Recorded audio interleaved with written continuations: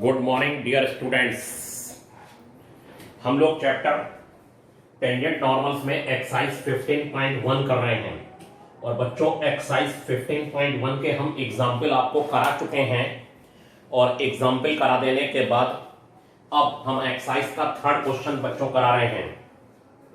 Exercise के third question में कहा गया है the tangent to the curve y equal to x cube plus ax plus b at 1 comma minus 6 at 1 comma minus 6 is parallel to the line x minus y plus 5 is equal to 0।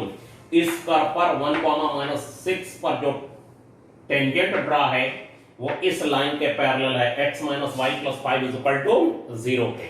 किसके parallel है? x minus y plus 5 is equal to 0 के parallel है। तो बच्चों a और b की value निकालनी है। तो बच्चों a और b की वैल्यू निकालने के लिए हम लोग ये काम करेंगे कि सबसे पहले हम लोग 1 कॉमा माइनस 6 को y equal to x cube plus ax plus b में सेटिस्फाई करा देंगे। y equal to x cube plus ax plus b में सेटिस्फाई करा देंगे। तो ये y की वैल्यू माइनस 6, x की वैल्यू 1 लगा दी तो a plus b equal to ये 1 कॉमा माइनस 6 इस कर्व पर लाई करता है तो इसको सेटिस्फाई करेगा। तो y की वैल्यू माइनस 6 और x की वैल्यू बच्चों 1 लगा दी तो a plus b equal to बच्चों माइनस 7 आ गया। अब ये गिवन कर्व है और गिवन कर्व में बच्चों y equal to x cube plus ax plus b है और इसका आप dy dx निकालिए। इसका आप dy dx निकालेंगे 3x स्क्वायर प्लस a हो जाएगा और इसका dy dx है 1 कॉमा माइनस 6 निकाल लीजिए। x की जगह 1 लगा दिया, y लगाने को नहीं है और बच्चों जब y लगाने को नहीं है तब ये काम करा जाएगा कि यही x बस लगा दिया जाएगा और ये 3 प्लस a आ गया और 3 प्लस a आ जाने के बाद ये जो है dy dx है 1 कॉमा माइनस 6 ये इस टेंजेंट का स्लोप हो गया।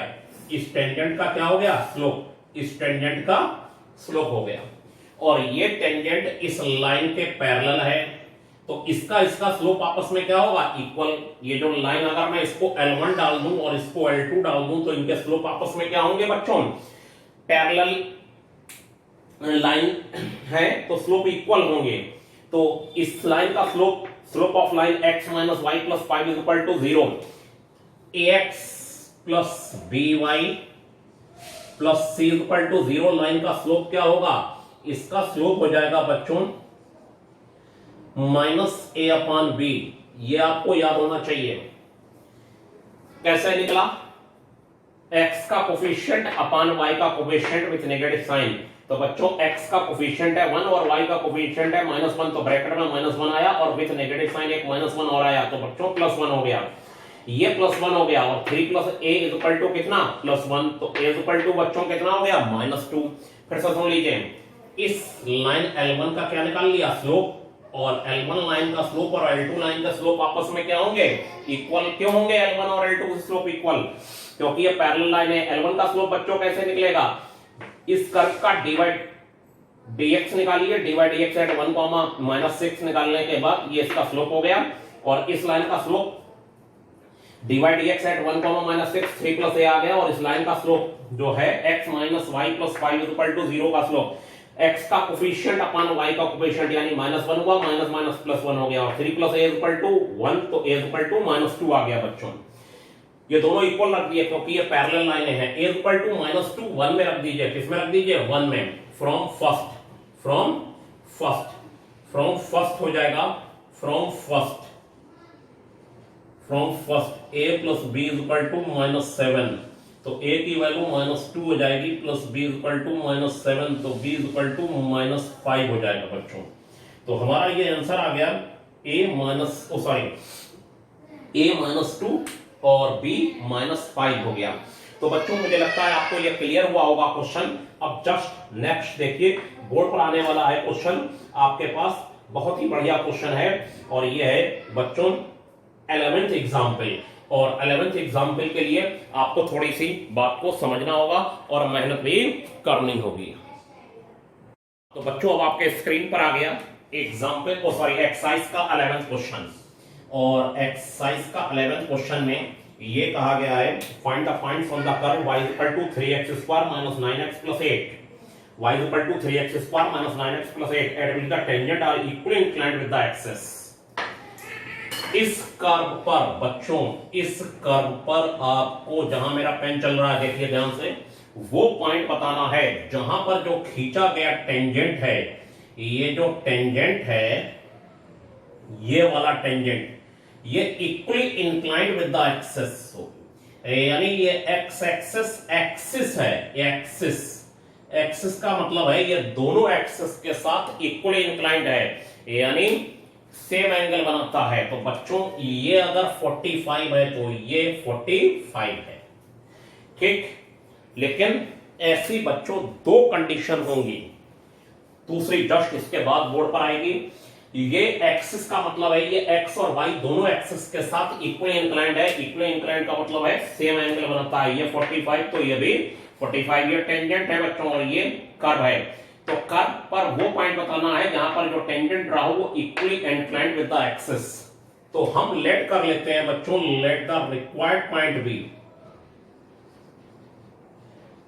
रिक्वायर्ड पॉइंट बी, जो रिक्वायर्ड पॉइंट है वो x1, y1 है। ये x1, बच्चों y1 है, और x1, y1 होने के बाद रिक्वायर्ड पॉइंट x1, y1 पर टेंजेंट रहा होता है, वो दोनों के साथ 45 डिग्री का एंगल बनाता है।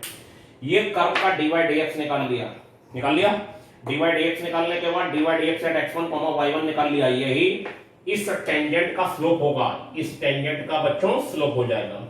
और ये जो टेंजेंट है वो x एक्सिस के साथ 45 डिग्री का एंगल इधर से और इधर से बनाता है। तो x एक्सिस की पॉजिटिव डायरेक्शन से एंटी क्लॉकवाइज सेंस में, x एक्सिस की कौन सी पॉजिटिव डायरेक्शन ये है, ये भी पॉजिटिव है, ये भी, लेकिन आपको ऐसे चलना है कि एंटी क्लॉकवाइज डायरेक्शन में आप इस लाइन तक जाएं। कैसी डायरेक्शन में? एंटी क्लॉकवाइज, और एंटी क्लॉकवाइज डायरेक्शन में जाके इस लाइन पर मिलें। तो ये कितने डिग्री का एंगल हो गया बच्चों? 135 डिग्री का एंगल हो गया। और ये एंगल जब हो गया तो ये जो टेंजेंट का स्लोप है 6x1 - 9, ये इसके इक्वल होगा, क्योंकि जो हमने 11th के तरीके से टेंजेंट का स्लोप निकाला है वो 10 135 निकाला हो गया, और जो 12th के तरीके से जो यहां पड़ा है उसके अकॉर्डिंग निकाला वो हो गया 6x1 - 9, और 6x1 - 9 -1 हो गया, तो 6x1 8 हो गया, तो x1 4/3 हो गया बच्चों। क्लियर सबको? क्या करा ये लाइन जो, अच्छा ऐसी दो कंडीशन होंगी। दूसरी मैं आपको बता दे रहा हूं, कर्व ऐसा भी हो सकता है कि कर्व इधर हो और ये 45 डिग्री का एंगल हो, जस्ट इसके बाद स्क्रीन पर आ जाएगा ये, ठीक है। तो बच्चों ये जो है मैटर, आप देखिए x1 की वैल्यू 4/3 आ गई, क्योंकि इस कर्व का स्लोप निकाल लिया dy dx eight x1, y1, और x1 की वैल्यू 4/3 आ गई। ये इस टेंजेंट का स्लोप हमने जब निकाला 6x1 - 9, तो ये 10 135 के इक्वल रख के, क्योंकि ये 11th के मेथड से 10 135 हो गया, -1 जो हमने डेफिनेशन पढ़ी है, कोई लाइन एक्स एक्सिस के साथ पॉजिटिव डायरेक्शन में एंटी क्लॉकवाइज सेंस में जो एंगल बनाती है उसका टेंजेंट उस लाइन का स्लोप होता है। और ये 12th में जो अभी डेफिनेशन पढ़ी इसके अकॉर्डिंग बार बार बताने से कोई फायदा नहीं, ये दोनों आपस में इक्वल होंगे। x1 की वैल्यू 4/3। अब आपको बताएं x1, y1 इस पर लाई करता है तो इसको क्या करेगा? सेटिस्फाई। तो बच्चों y1 की वैल्यू आ गई, और y1 की वैल्यू आ गई 3x1 square minus 9x1 plus 8। x1 y1 इसको सेटिस्फाई करेगा। x1 की वैल्यु इसमें लगा दी बच्चों, तो y1 की वैल्यू निकाल ली। और बच्चों ये y1 की जो वैल्यू है, और ये आप जब कैलकुलेट अभी करेंगे तो y1 की वैल्यू भी 4/3 आएगी। कैलकुलेट करके इसे अपनी कॉपी पर आप लिख रहे हो तो देख लीजिए। सो रिक्वायर्ड पॉइंट भी लिखिए कॉपी पर, सब लोग नोट करिए। सो रिक्वायर्ड पॉइंट भी 4/3, 4/3, एक तो ये आंसर आया। सो रिक्वायर्ड पॉइंट भी 4/3, 4/3 ब्रैकेट में आया। इसके आगे की बात मैं आपको बता रहा हूं, जस्ट देखिए स्क्रीन पर फिर से आएगा क्वेश्चन, और देखिए।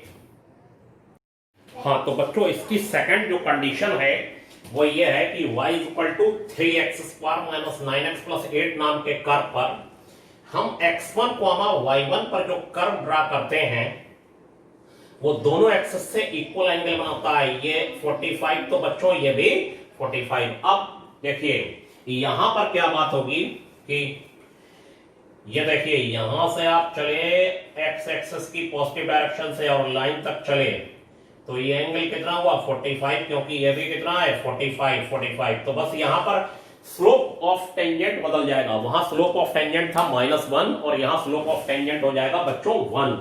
तो यहां फिर से लिखेंगे लेट दी सेकंड कंडीशन डाल के, लेट दी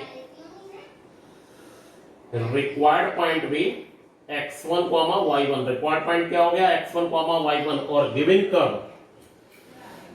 कर्व जो हो जाएगा आपका y इक्वल टू बच्चों 3x² माइनस 9x प्लस 8 हो गया। तो dy dx आप फिर से निकालेंगे तो dy dx हो जाएगा 6x माइनस 9। तो dy dx एट x1 जो y1 हो जाएगा वो हो जाएगा बच्चों 6x1 माइनस 9। और अब की बार बच्चों ये बिल्कुल सेम, अब की बार आप इसे रख दीजिए, किसके इक्वल रख दीजिए -1 के 1045 के इक्वल रख दीजिए। किसके इक्वल रख दीजिए 1045 डिग्री के। तो dy dx eight x1, y1 जो है 6x1 minus 9 is equal to 1045 बस, और 6x1 is minus 9 is equal to 1।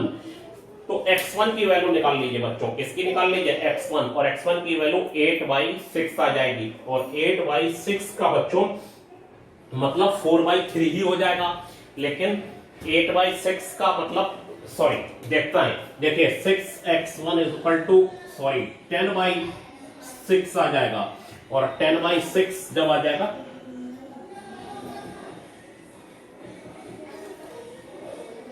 5/3, ये 5/3 हो गया बच्चों। अब आप 5/3 जब हो गया तो इसमें x1 जो y1 है वो y is equal to 3x² minus 9x plus 8 को सेटिस्फाई करेगा। तो x1 की वैल्यू 5/3 उसमें लगा के y1 दूसरा पॉइंट निकाल लीजिए, ठीक है।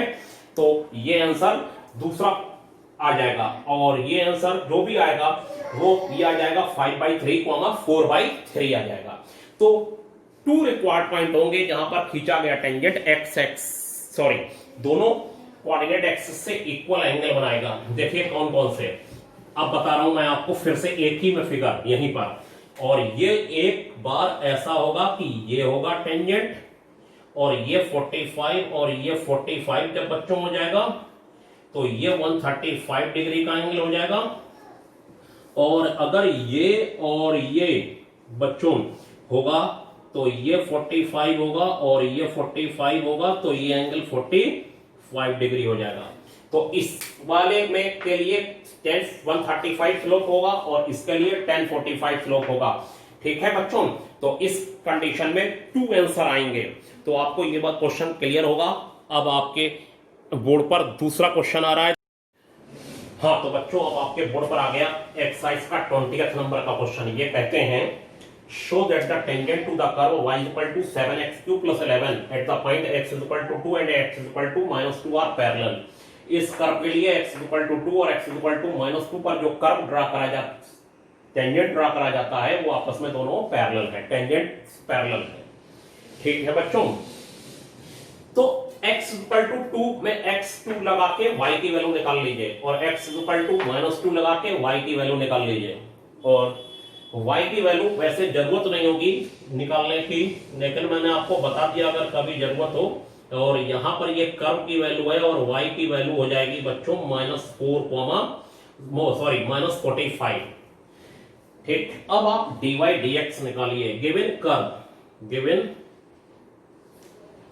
Curve y is equal to 7x³ + 11 dy dx निकालिए, और ये हो जाएगा 21x² और ये 11 है बच्चों। और dy dx हो जाएगा एट 2,67।